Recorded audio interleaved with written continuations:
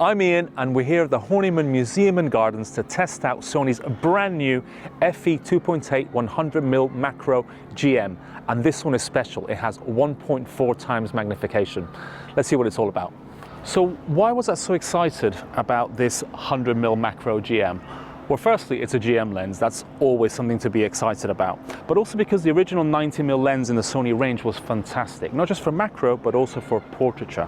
But this one is super special. This one has 1.4 times magnification, which obviously you're not going to use for portraiture, but for macro, it is absolutely fantastic. And with the GM badge, you know this lens is going to be super high quality.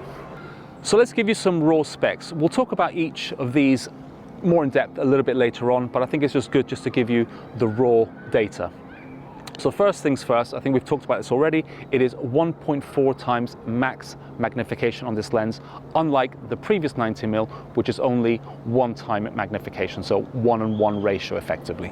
Now you can add a teleconverter to this, a 2-times teleconverter, which will mean you get 2.8 magnification, which is huge. Obviously by doing that, you will drop down in the maximum aperture. Then we have weight, 646 grams. Now, I'm not sure how you feel about that. To me, it feels very light, even when it's attached to the A7R5 here.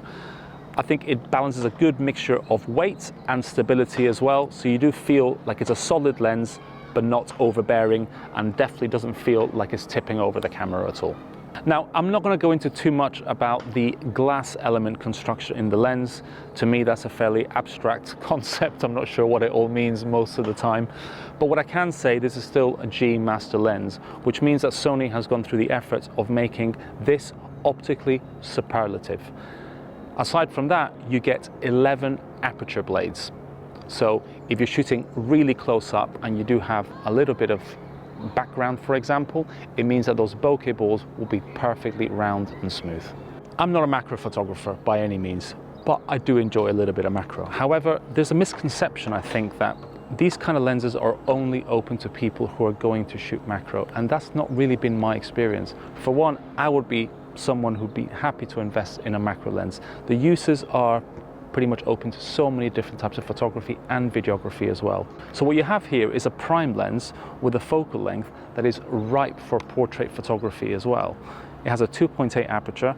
Now, for any of you out there, please let me know in the comments if I get this wrong, but I imagine 100mm at f2.8 will give you very similar depth of field control as an 85 f2, maybe a 1.8, something along those lines. So in terms of its portraiture ability, I think it's a fantastic option. It just also happens to do amazing things for macro. So minimum focus distance, quite a biggie on macro lenses. And this one has a 0.26 meter or 26 centimeter minimum focus distance to achieve a 1.4:1 ratio. Now, if you want to shoot at a more normal ratio, which is the 1:1, it'll be 0.28 minimum focus distance. So the difference is very, very small, but when you actually see the difference in your shots, when you're shooting at 1.4, it's actually pretty big. Now, this being a brand new lens means that it's benefiting from Sony's latest technology in terms of the motors that are driving the AF. Now, these have the XD linear motors, and what that means is that this autofocus is really snappy and really fast, even if you're using it with a speed machine such as the Sony A9 III.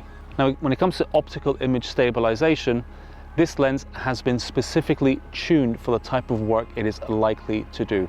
So even though it is your standard optical image stabilization, which works in tandem between lens and camera, this one is more finely tuned to shooting close-up photography.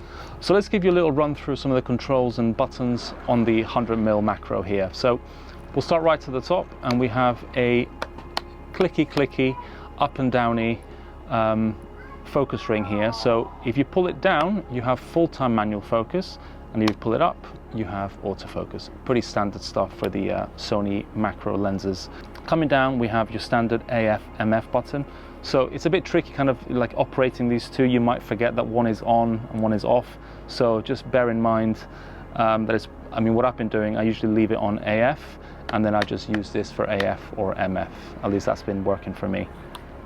Next, you have the aperture control, which at the moment I have it on smooth. So if you are using this lens for video, for example, very, very handy, or you can just have it clicked.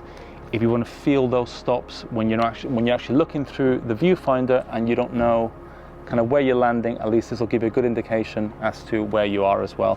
Obviously you've got the display in there as well to tell you which aperture you're on. Coming to the side of the lens here, you have your iris lock, which works when you have it on the A setting here, which is automatic effectively. You can still control your aperture via the scroll wheel here, but that there, in tandem with the iris lock lever here, means that this cannot be moved at all.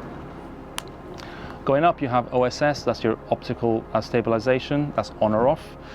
Then you have your focusing modes here. So you have full, so that means that it will go all the way from infinity. Then you have a median, which is kind of 0.5 meters to infinity.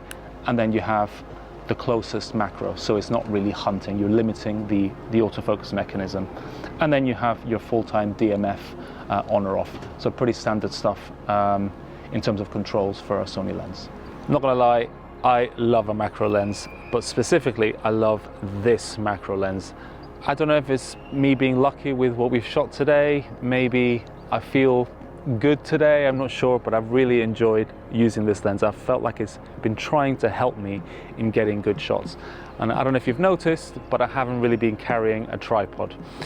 It wouldn't have helped me anyway to do stacked focus because it's been a bit of a windy day today. Everything is moving around quite a lot. So actually trying to nail focus would have been extremely tricky with leaves as well as the subjects moving. So we've been handheld pretty much all day today. So all that's left to say really is to give you my final thoughts on the 100mm macro. Now when this was released, I want to say I was surprised, I guess, because the 90mm was so good. But if I'm honest with you, it's not really that surprising for Sony to release this lens.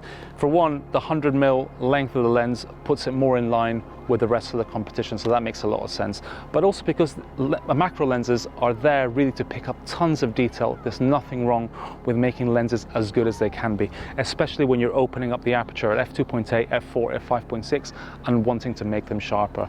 But I think the real takeaway is just to remember that these lenses are not just for macro photography. These lenses are open to anyone, photographers and videographers wanting to have something that can be used as a portrait lens or a mid-length telephoto, and also macro as well. It basically is an all-purpose lens. Anyway, that's all from me. Thank you for watching, and I'll see you next time.